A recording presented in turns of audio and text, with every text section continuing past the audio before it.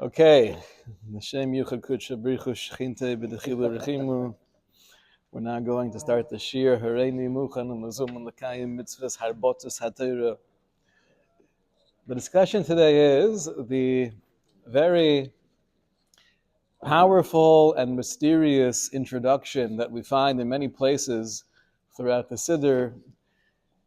L'shem Yichud Kudsha Brichu Shechinte B'Dechilu Rechimu, which literally means, in order to unify Kudsha Brichu Ushechinte, the Holy One and His Shechina, to do so b'dechilu, with yira, with reverence, or rechimu, and with ava, and with love. Liyached Shem Yud Hey Bevav Hey, and to unify the entire Shem Hashem, the Yud Hey, together with the Vav and the Hey, B'yichuda Shlim, in a complete unity, B'Shem Kol Yisrael, on behalf of the entire Jewish nation. Okay, have a great day. There you have it. So here's a spoiler alert. The spoiler alert is, if you have a strong Masorah in your family to say L'Shem Yichud, you're going to continue saying L'Shem Yichud. If the Masorah in the family is not to say L'Shem Yichud, you're going to continue not saying L'Shem Yichud. Our discussion is going to explore where it comes from, what should one do if they don't have any particular Masorah, and to delve into all of the very, very relevant and pervasive hashkafic topics that we could learn from. Even if I do say it, there's a lot to learn from all of the reasons why I shouldn't say it. Because maybe I'll still continue saying L'Shem Yichud, but some of those reasons might be very informative regarding other areas of life and how to practice Yiddishkeit.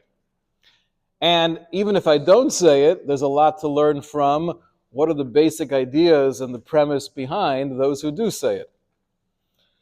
So with this, we begin our journey, L'Shem Yichud Kudsha Brichu Shechinte. What I'd like to do is divide this up into two separate shiurim. You might ask, we have to have two shiurim on L'Shem Yichud? That's a lot. But because it's so fundamental, there's so many hashkafos here, it's really worthy of many more than two shiurim. But if we had more than two shiurim, you would stop coming. So we'll keep it to two shiurim. Today we're going to focus more on the opinion of the opposition. Those who were not necessarily a fan of saying L'Shem Yichud. We're going to explore primarily the Shita of the Noda B'Yehuda, is probably the most well-known Shita who was opposed to L'Shem Yichud. If you look in the Siddurim, every Siddur has a little bit of a different angle. I have two Siddurim in my Shtendra that I like to use. So before Sviras Omer, that's where the topic comes up. In one Siddur I have L'Shem Yichud Kudsha Brichu Shechinte B'Dechilu Rechim Yached Shem Yud and the Hey, B'Vav and the Hey, B'Yichuda Shlim B'Shem Kol Yisrael, and then Hinei Muchan Umazum L'Kayim Mitzvahs Asay Shel Sviras Omer Kamo Shekosu B'Torah Usvartim Lechem, which is basically just verbalizing the kavana of what I'm about to do, but it does have L'Shem Yichud. I have a different siddur right before Sviras Omer, where it starts off, it leaves out the entire L'Shem Yichud and just says, Hinei Muchan Umazum L'Kayim Mitzvahs Asay Shel Sviras Omer. Let's start off with the Noda B'Yehuda. He has two tshuvas on the subject. The first is in the first volume of his tshuva sefer Noda B'Yehuda. He calls the sefer Noda B'Yehuda because his first name was Yehuda, correct? No, not really. His first name was Yecheskel, but he liked the name Yehuda better. I just wanted to be Yehuda. I'm going to write a tshuva sefer. Noda B'Yehuda was b'schus his father, because his name was Yecheskel ben Yehuda. And he has a famous sefer, a perush on the Gemara, which is the Tzlach, Tzion L'Nefesh Chaya, because Chaya was the name of his mother. He wrote that, L'ilui Nishmas, his mother. So the Noda B'Yehuda, the first volume, Siman Sadi Gimel, says the Noda B'Yehuda V'al Revius, regarding your fourth question, Asher Shol B'Nusach L'Shem Yichud. You were asking regarding the exact text of L'Shem Yichud. Asher chadashim mikarav nispashet v'nidvas besidurim, that has recently been published in Sidurim. Now it's interesting, is he saying that you're asking regarding a text that was created recently and it has not been around necessarily for thousands or hundreds of years? So he's not saying that. He's saying it's in this pashet mikaro v'nidvas b'sidurim, that maybe this text has been around for a long time, and maybe it has sources in Hare Kedim and Kabbalistic well springs, but it's only now being published within the Sidurim. Hinei b'zeh ani meishiv. I want to respond to your question. Ad she'ata shloni nusach amiraso, and ask you a question, a very Jewish response. Instead of you asking me how to say it, Yosef roy lishol im nomar ki tov ba'miraso. You should have asked a more fundamental question, namely, should I be saying it at all? L'daiti zera chola b'dorenu. My opinion is, this is an evil sickness in our generation. V'al dora shelifnei zmanenu, and it didn't start in our generation, it goes back in previous doros. Shelo yedu minusach zeh, at least the Hamonam, people generally were not aware of this text. V'lo amru, and they didn't say it before every mitzvah, before every tefillah. V'hayu amelim kol yameim b'torah v'mitzvos. What did they spend their time doing? They were just osek in Torah and mitzvos. Hakol al pi Torah, al pi poskim mesher divreim novim imkor ma'im chayim, yam haTalmud. Everything that the Yidden did from our inception, from Matan Torah, was to immerse ourselves in the Makor Mayim Chayim of Torah, mitzvos, the Yam HaTalmud, Heim Asher also Pri L'mayla, living as a Pashut Yid, giving one's whole being to Limud HaTorah and Chesed, all of the basics. You have no idea what that does in Shemayim. V'godu me'al Shemayim chastam. Aval b'derenu hazeh. But in our generation, he lived in the 1700s. B'derenu hazeh. This is before we had the blessing of people being able to have creative ideas and innovative forms of Yiddishkeit and then plastered around the world through social media. Even before that, 1700s, he says, Ozu as Toras Hashem Makor Mayim Chayim, we've lost our way. We no longer gain our nutrients from the Shnei Talmudim, Bavli, Yerushalmi, and instead, Lachzav lehem boros nishborim. We search after emptiness. Umisnasim barom levav. And this is very intriguing. Not only is he saying that a lot of what's going on now is a corruption of authentic Yiddishkeit, but along with this corruption comes a real arrogance. Misnasim barom levav kol echad omer. Everyone says, Anochi haroa. I am the one who sees. I am a healer. Vali niftechu sharei shemayim. And the sharei shemayim have been opened to me. Ubavori ha'olam miskayim. For me the world stands. Now, I don't think he was saying that everyone who was involved with practices outside of the wellspring of Makor Mayim Chayim felt they were Mashiach ben David. But what is very interesting is you see this correlation between leaving the sources of Yiddishkeit, leaving the Masorah of Yiddishkeit, and having a real aspect of Gaiva. Haim Machrive Hador. These are the people that are destroying our generation. Al Hador Hayosum Hazeh, and regarding our orphan generation, Ani Omer, and here's a play off of the pasuk.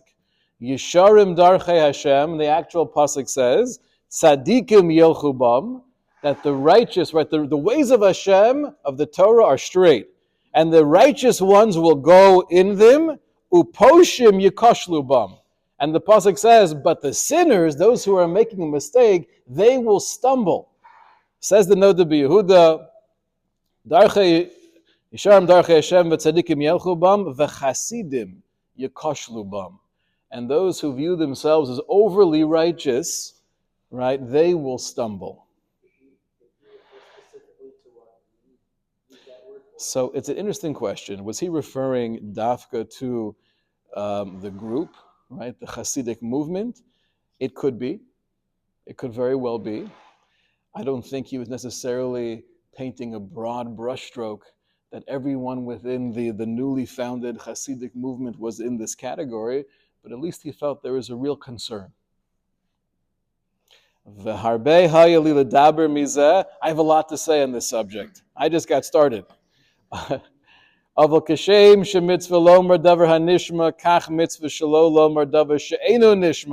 According to Gemara and Yevamos, just like it's a mitzvah to say something, if it will be heard, it's also a mitzvah not to say something if no one's going to listen to you, and therefore, I'll stop here. What are these people doing exactly? So, he's obviously focusing on a much broader issue, which he refers to as a ra chola b'dareinu, an evil sickness in our time. Now, he's not only focusing on those who say l'shem yichud kudsha brichu, because we'll see from the Nabi Yehuda himself that he might not be as opposed to it as it seems. And he never says that this whole thing is made up, doesn't make any sense. What does it mean you're connecting kudsha brichu with his shechina? I never heard of that before. That sounds silly. He never said that. His main focus is that mikorov, chadashim mikorov, nispashet v'nidfas b'sidurim. This has become like a popular thing. Everyone's doing it. Why is everyone doing it? So it's coming from an evil sickness that I'm observing in our time that started generations prior. That people are just looking for exotic, quick fixes, right? I want more bracha in my life. Here's an amazing question. If you were to ask someone, what is the greatest skula for more bracha in your life? Psicha for Geshem or something. That's good, that's good. Psicha for Geshem, something like that. Not a bad thing. We usually make a lot of money for that one, so Geshem and Tal and Ne'ilah, that will definitely bring a lot of bracha. Mafter Yonah is amazing. Keep on doing it. What? Okay, okay, right. Don't get there. That's a shalom bias, my issue my wife and I had for many years, and I've learned, just don't say anything. If she wants to make a challah, looks like a key, just enjoy the challah. And keep your mouth shut. Okay? It's okay. It's not worth it. So if you look at the real sources, likely the answer is, we have in the Chadodi L'mashal, right, that Shabbos is called the Makor Bracha. If a person wants a bracha in his life, right, being medactic in the halachos of Shabbos, both in the assays and the losa assays, that will bring bracha. If a person wants bracha in his life, you could look at the Mishaberach of the Tosfos Yontif. Tosfos Yontif wrote this Mishaberach after many cities and Bate Kinesios and Bate Midrashos were destroyed. And he said, I know. He wasn't saying, I have a feeling, I have a hargasha. I know they were destroyed because people were speaking in shul during tefillah. And that destroys Jewish communities. And he says in his Mishaberach famously, if you want bracha, then in shul, you treat it with reverence. Those are the real answers. However, in the times of the Nabi Yehuda, he was picking up on this fad that people were looking for more exotic and creative ways of doing things. If you say these 7 Tehillim every day, then you're good to go. That's a lot easier than being medaktek in Shabbos, right?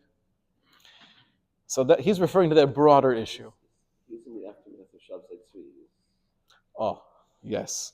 Right. Historically, where he comes in is obviously very significant because Shabtai Tzvi was in the later part of the 17th century, right? In the end of the 1600s, middle to end of the 1600s, and therefore there was a lot of hesitation and concern in general with anything that was New Age and had a Kabbalistic flavor. Okay, let's see weiter. He goes on in the tshuva to say that when it comes to saying l'shem yichud, especially when it comes to saying l'shem yichud before tfilos and mitzvos, there are so many twists and turns that you have to be choshesh for if you don't understand the words well. And he uses the phrase, there's a chashash of kitzus benetios. Kitzus benetios means to cut down the saplings. Where does that phrase come from? That's the famous Maisa in the Gemara in Chagiga of the four holy Tanaim that entered into the Pardes. They went into a very deep madrega of Kabbalistic meditation, and regarding one of them it says that when he came out, he was cutting down the saplings, meaning it takes you off the Derech HaYashar. And there's many, many potential mistakes that one could make if you don't fully understand the words that you're saying. As we've seen, he says, Kasher re'inu kol zeh b'mofes, pshita sheyesh levatel shelo yechaven klal. That's an amazing line. He says, not only should you not say it, but you shouldn't even be mechaven to it. Shelo lechaven klal, v'dai she'osa ha-mitzvah l'shem mitzvah. Why would he say not even to have the kavana? Because you can make hashkafic mistakes. What should you have in mind? I'm doing this mitzvah because I know that HaKadosh Baruch Hu was mitzvah me to do this mitzvah. Okay?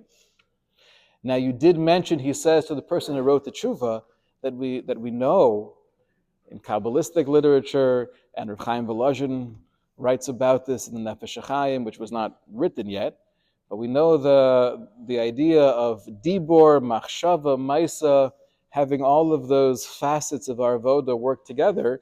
Isn't that a reason to say some kind of l'shem yichud before doing a mitzvah? So to that he responds, the Anshe Knesset HaGadola, they were misakein tfilos and they were misakein brachos. And every remiza, every Kabbalistic impact that we're looking for and we're hoping for is definitely embedded in the words of Chazal, in the tefillah or in the bracha. And therefore, whenever there's a bracha said before doing a mitzvah, there's nothing else that has to be said. I'm saying the bracha, I'm trying to be mechavin to the words that I'm saying, and I have in mind I'm doing this to fulfill the mitzvah. However, he says, Kol davar she'ein bracha lifeneha, any type of mitzvah where there is no bracha before it, right? We know there are different examples of that, giving tzedakah, and many bein adam lachavero mitzvos.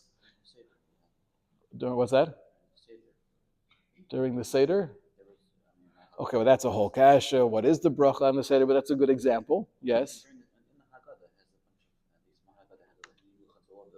Yes, that is a very common thing to have in Haggadah. Mine in the Maxwell house doesn't have l'shem yichud. I don't know. All right, okay. Or Sfir Somer, right? Sfir Somer, that has a bracha, but let's say a person is no longer saying the bracha. So says the Noda B'Yehuda, anytime there's no bracha before a mitzvah, ani noeg lomar b'fi, hinani ose davar zeh l'kayim mitzvahs bori. I'm noeg to say verbally, I'm about to do this to fulfill the mitzvah of my Creator, ubezeh dai ve'ein sarich yoser. And you don't need anything else. But what's interesting is that even the Noda B'Yehuda, although he does not seem to be a fan of saying l'shem yichud, but if there's no bracha beforehand, he does recommend saying, I'm doing this to be Mekayim the mitzvah. What's that? Just go to the bracha instead of bracha? Or? So it sounds like that's instead of a bracha. There's actually a discussion in the Rishonim, why were Chazal misakin a bracha before a mitzvah? There's a Ritva who speaks about this, and one of the reasons given is the bracha is there to be mechavin, to help us focus on the mitzvah we're about to do. So if there's no bracha, then it makes sense to say, Hinanei muchna mezubin l'kayim the mitzvah.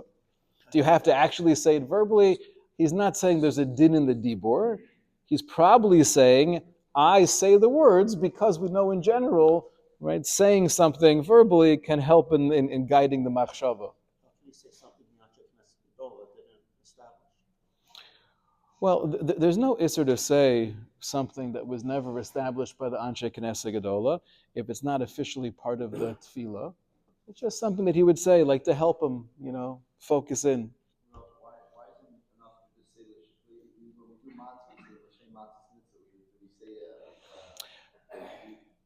So that's an interesting question. There are certain mitzvahs that require lishma, right? Matzah requires lishma, gerushin requires lishma, making tefillin requires lishma. So that's in the actual making of the mitzvah. But he's talking about the performance of the mitzvah, right? I want to just go one more paragraph here. The last thing it sounds like the person was asking was, is there a problem in the classic text of L'Shem Yichud where you say, right, L'Yached Shem Yud and the Hey with the Vav in the Hey, is that a problem of pronouncing the Shem Hashem? So to that says the Noda B'Yehuda. He says, Hinei, L'fi ma shani zocher miyaldusi, from what I remember in my youth, Sheshemati anashim ahem omrim shem yud hey bevav hey b'miluo. They would say it in its regular full sense, and I don't think there's any problem of hoga b'shem. Avol kavar galisi daiti, but I've already revealed my opinion. Sheyoser tova hashtika, better to remain silent. Gam b'machshava, and not even to think about l'shem yichud. Just know what you're saying and know what you're doing. And this is the derech zeh yelich betach v'lo yikoshel b'shum davar. So it sounds like the Noda B'Yehuda was not a big fan of saying l'shem yichud. He never says that he doesn't believe in it. He never says that it's hashkafically wrong. But his main concern is he feels it's part of a broader issue where people are grabbing onto things that were never part of the Masorah, at least the Masorah for the masses. He's saying that. Oh, thank you. Right. The Noda B'Yehuda is saying, don't be nervous that if you don't think about L'Shem Yichud or you don't say it, that maybe all of these amazing things that are happening in Shemaim, they might not happen. The Noda B'Yehuda says, as long as you know you're doing a mitzvah, you're being machavin for the mitzvah, everything that's supposed to happen happens. Don't worry about that. Speed dial. Similar. You don't have to know the number. Just push the one and you got it. That's good. Or stam. I don't have to know how it works, right? How is it possible I could take my cell phone and I dial the number and I could speak to you? And I was explaining to my daughter what it was like when I was in Israel to call home. We had like one payphone, and you had a card. I would call home like once a week. You had like 3 minutes. But then I remember hearing from people older than me, there was no such thing as a payphone to call to America. They had to go to the post office, right? So how does that work? The answer is we have no idea. What we do know is that it works, right? Baruch Hashem. What happens additionally if a person understands what they're saying in the L'Shem Yichud versus if they don't say it at all? Like, what difference is it making them? Okay, we're going to explore that. We're going to get there. Right? Ramachal's asking if a person really knows what he's saying and he has experience and he has a Rebbe, so is there any harm done? We'll get there, Mr. Shem. Yes, Yitzchak.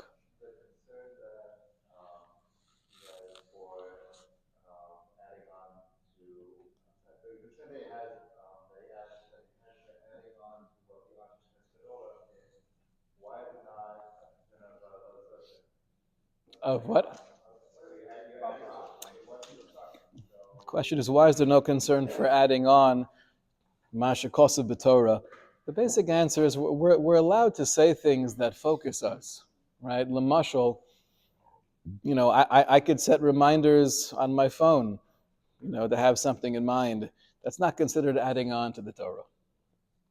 I want to see one more tshuva of the Noda B'Yehuda. This is a second tshuva on the subject, and let's keep in mind the dates, because this gets very interesting.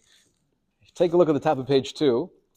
This is Taf Kuf Mem, which corresponds to the secular date of 1780, right?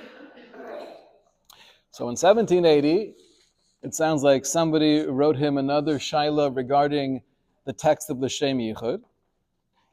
And in this question, there's actually an A and a B. Masha shol shomrim kodem atfila v'asiyah shum mitzvah l'shem yichud. You were asking, inquiring about that particular nusach. V'chein masha mavur b'sifrei musar, and you were also asking that which we find in Sifrei Musar, sheyesh lekonin al golis hashchina, that we should feel the pain of the exile of the Shechina. Lefarish lo mahi hashchina ve'eich shayich golis. Sounds like a pretty basic question. What exactly is the Shechina, and how can the Shechina be in golis? Imagine if you had the Noda Yehuda to ask that to, right? So two separate questions, L'Shem Yichud, and generally speaking, what we find throughout Sifrei Musar, what is the Shechina and how is it possible for the Shechina to be in exile? V'herich bezeh ma'alasu b'mechtavo. So another Yehuda writes that you had a lot to say when you were writing the question. U'bezeh hosif ma'alaso pesha. Now, usually, you would hope for like some positive encouragement. Great question, right? Very well articulated. In this case, he didn't hold back any punches. He said, by you taking up all that ink, you were only adding to sin.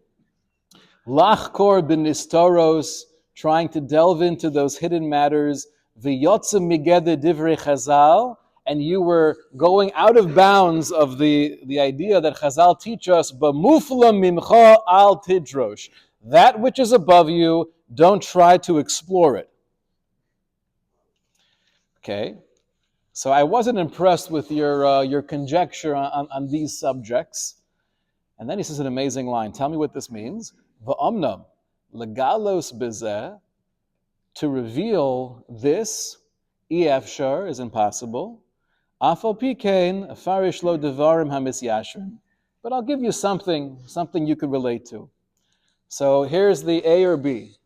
Is the Noda Yehuda saying, what all this stuff really means, I have no clue. But I'll give you something that might feel right. Or is he saying, I have a complete mastery of what all of this means, but legalos b'zeh efshar. But l'maisa, I can't reveal this to you. I will give you something to relate to. And I think it's the latter. He doesn't say to be mefarish is the efshar. He says legalos is the efshar. So it's not that the Noda Yehuda was naive to these concepts. He had a mastery of these concepts. He says, "Midchila ani omer, mahu sheshol perush al nusach l'shem yichud, ma lanu legalus perush." So you want to ask me the explanation of l'shem yichud. What's the point of me revealing to you the explanation of l'shem yichud? Shalom matzinu b'divrei shnei talmudim bavli v'Yerushalmi v'lo b'sifra b'sifri v'tosefta v'lo b'divrei aposkim. There happens to be a nusach that we don't find in any of the classic poskim, and you want me to explain what that nusach is. Umi hitir lehem devarim ke'ela. Who allowed people to even be saying these things?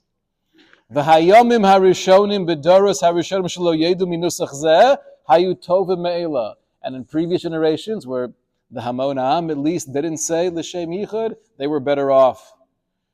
I already wrote about this in the Tshuva in the first volume in Sadi Gimel. V'omnam, however, ma sheshol ma romzu ba'omram shechina mahu golis hashchina. The second part of your question, where you were inquiring, what is the Shechina and how can the Shechina possibly be in golis? So those are ideas we do find in Chazal and in the Gemara. So there, Amina le Milsa, I will share something with you based on what I've learned from the Moreh Nevuchim. Now, we're not going to see what he says regarding that. We're going to wait for next week, because there, as the Noda Yehuda is explaining Shechina and Shechina Begalusa, we also get a little bit of a hint as to what L'Shem Yichud probably means. Okay, so based on these two tshuvas, it doesn't sound like the Noda Yehuda was a huge fan of saying L'Shem Yichud. Here's the big however. This last tshuva was in 1780. In 1785, there was a sefer, the Or L'Shorim, that was published. And this was a sefer that was filled with Kabbalah and Musar and Hisorus. And there was one haskama to this sefer. Can you guess who gave his haskama? The Noda B'Yehuda B'Chvodo Ba'atzmo. I want to read to you just a few lines of the Haskama. This is on the left part of page 2. The author of the Sefer is Reb Yecheskel, Reb Zorach Eidlitz. And he says, the Noda B'Yehuda writes about Reb Zorach Eidlitz. Ru'ug or Gadol Asher Zorach or Lisharim, using his name, that this light is shining. Lahoshiv Ragli Hanedachim Kazor Rakiyim Mazirim. There's kochos in this sefer. There's hadracha that can bring people back to the derech hayashar. V'zarcha shimsho al kavod tamunas harav hagon hamaforsim areinu v'rabenu zarach eidlitz asher kol yomav limed Torah berabim b'charithvus u'bekiyas. I'm telling you, I could be made on this person. He spent his whole life teaching Torah, b'charithvus u'bekiyas. He has many incredible talmidim. Chacham Tuva b'divrei Agada v'tochachas Musar. He happens to have an expertise in tochacha and Musar. Kasher Darash Pamim Rabos b'bate Kenesios b'kihilasenu. As I've personally experienced, we have him come and give drashos in our kehilos here. V'ana shemana mipiv devar mesukim v'nichnasim b'leiv hashomeya. I've heard beautiful, sweet ideas that come from his mouth, and they enter into the heart, and they uplift the hearts of those who are listening, infusing them with yiras shamayim. Devarim mesukim midavash, and it goes on. What's the first drasha in the Sefer Or Lisharim? It's a drasha on the importance of saying l'shem yichud before doing anything and everything. Oyim v'noira. So says V'yol Moshe, the Satmar Rebbe. Top of page 3. He says, V'av shenoda b'Yehuda polig al amiris l'shem yichud. Even though the two places in his tshuva where he speaks about the subject, he seems to be opposed to it. Mikol makom anu roim shenosan haskama chama al osan hadrushim. Shebesefer Or Lisharim. We do see he gives a very warm and embracing haskama to the drushim in Or Lisharim. V'kosav alav shehu ba'atzmo shama mipiv devar mesukim v'nichnasim b'leiv hashemeya lahalil albanas liyir shemayim. V'sham ba'osu ha-sefer b'derush harishon kosav hatam hanal. In that sefer, right, what I did is I skipped the whole previous many paragraphs of V'yol Moshe where he's explaining the reason and the accomplishment of saying l'shem yichud, but in this sefer of Or Lisharim, he speaks about that reason that the Satmar Rebbe was speaking about. V'nira, the acher shabmer tamzeh, kibla mimenu. My assumption is that after the Noda B'Yehuda saw the rationale of the Or Lisharim, he accepted the practice and he was more positive towards it. Just let me see,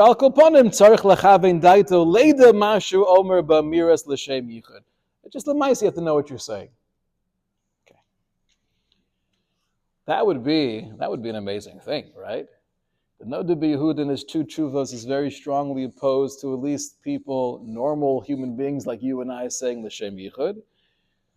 To suggest that 5 years later, when he gives a haskama to the Sefer Or Lisharim, he was choser, and now, I have a whole new angle, and I fully embrace it. Elamai, you have to know what you're saying. It's a major chiddush to say. Earlier, Sharm saying that you're supposed to say it, or you're just explaining the whatever behind the L'shem Yichud? Does he say you should say it? So I can't tell you that I've ever read the Or Lisharim. I can't reveal that in public. But I will say, I have read that piece, and he does say you should say it. And he explains the reason and what you're accomplishing, and maybe we'll explore some of that next week. But he's definitely telling all of his readers, make sure to say L'shem Yichud. Let's do it. Do it for yourself, right? So, Baruch Hashem Zachinu, I found in the library in the Kollel, there's a volume of the Minchas Usher from Usher Weiss, where the Sefer is Klalei HaMitzvos, and he has a piece actually on this subject. And when I opened up the subject, I realized, oh wow, there are a lot more sources here than even the ones I've already found. So a lot more to discuss. But when he's talking about the Noda B'Yehuda, he says here in the bottom of page 3, Hineni holech rochel magal sod.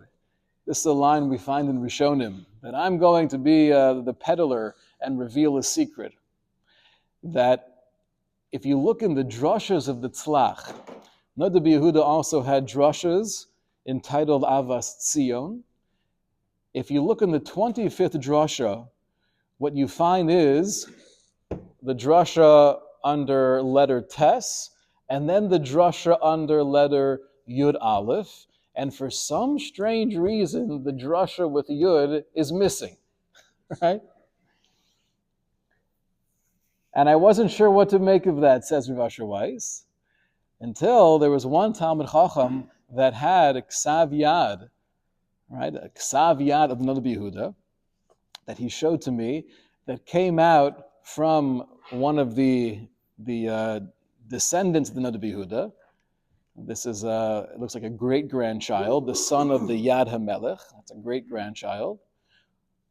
Ubo kol os yud b'drasha zu. Ubo herich mod lisko v'lidchos et tefilos hachadashos hamiusados al Toras HaKabbalah. And in that os yud that was erased from subsequent editions, there the Noda B'Yehuda speaks strongly against these types of tefilos. I'm not sure why they left out the entire os from publication. In the Ksav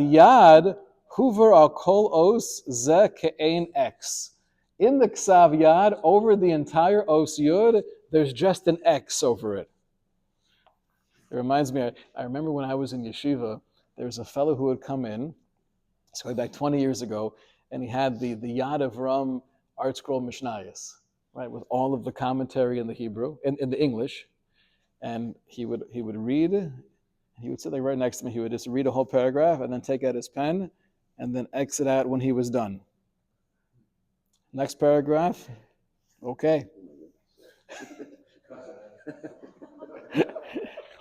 Random story, but that's what's remarkable. Okay, so he said that I saw in the Ksav Yad over Os Yud, there was just an X over it. Ach eini odeya mi hichlid lahashmito. But who was the one that made that decision to leave this out of the actual Sefer? Was it the Noda B'Yehuda himself, or maybe it was his great-grandchild that made that decision? Perhaps. I don't know. However, though, in that Os, the Noda B'Yehuda writes fairly strongly against the practice of incorporating, again, at least for the masses, a lot of the Kabbalistic tefillos. And he says here, this is quoting from the mysterious Os Yud, this is the far left paragraph. Rak elu bale chachma hodiu ma lemala nasa yedei mitzvos hatfilos. Avalo ratzu chlal sheyid tzarich shanu nachavein behem. There are great people who know what's happening in the higher echelons and the celestial heights, but we don't have to have in mind exactly how the mitzvos and the tefillos are working. And here's a beautiful example. Kishem shayadeyaf rashish truma huter hamuter lizarim. When you're mafresh truma, so now all of the produce becomes mutter to non-kohanim. When you're being mafresh to truma, do you have to have in mind the impact, the result of what's going to happen? Right? Hareini muchanim mezumim l'kayim mitzvos hafrashish truma v'al yedei kach, and through this mitzvah, I am now making the rest of this produce mutter for all of Klal Yisrael. That's not part of what you're thinking about. There are, which tefillah do we say about Yedei Yishma Shefarama? Oh no, so that's all included in this discussion. Yes. It happens by itself. Kain hu esek hakavana shel kol mitzvos. Avol ein sorich ba'asiyasu a mitzvah yichavin lezeh. So we have two places in the Noda B'Yehuda. We have in the Sefer Avas Tzion, all three places the Noda B'Yehuda writes about explicitly. He himself was opposed to the practice, at least for the masses. We have testimony from one of his main Talmidim, the Tshuva Me'ava. Tshuva Me'ava writes, top of page 4, Me'ereni alai shemayim v'oretz, shereisi echad sheratz levarech al esrog ha'mahuda shel Rabbeinu. Rabbeinu, the Nada B'Yehuda, had an incredibly beautiful esrog, and someone said, oh, can I make a bracha on this?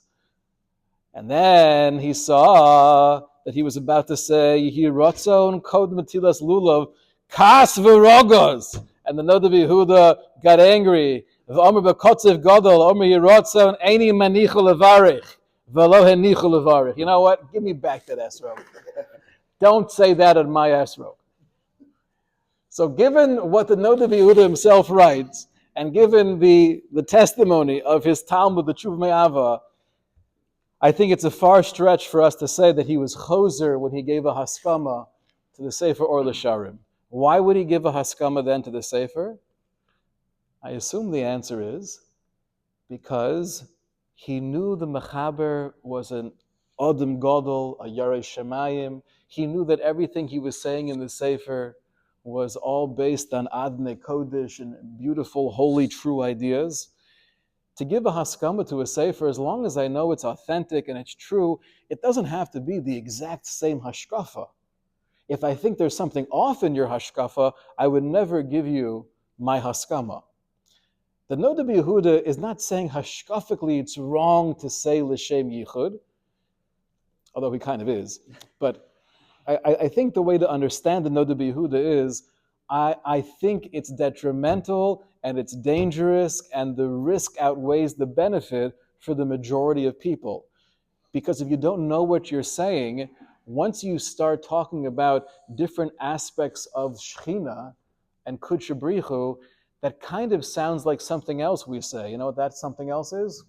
Avodah Zarah, right? And the same thing is true. We're not going to have time to see it now, but in the Chavos Yair and in the Chok Yaakov, these are two of the Gedolim during the 1600s, right? Even before the discussion of the Nada B'Yehuda came out, they both speak about the same concern the Nada B'Yehuda had. Obviously, this was not against Hasidim. How do we know? Because there were no Hasidim in the 1600s. The Baal Shem was born in, I think, 1690 something. So in the 17th century, there was no Hasidic movement. And we find throughout all of the sources, this is not really an issue between Hasidim and Misnagdim, because there were many Hasidim who also felt like the Nada B'Yehuda better not to say it. And we find amongst the Misnagdim, there were those who encouraged the saying of L'Shem Yichud.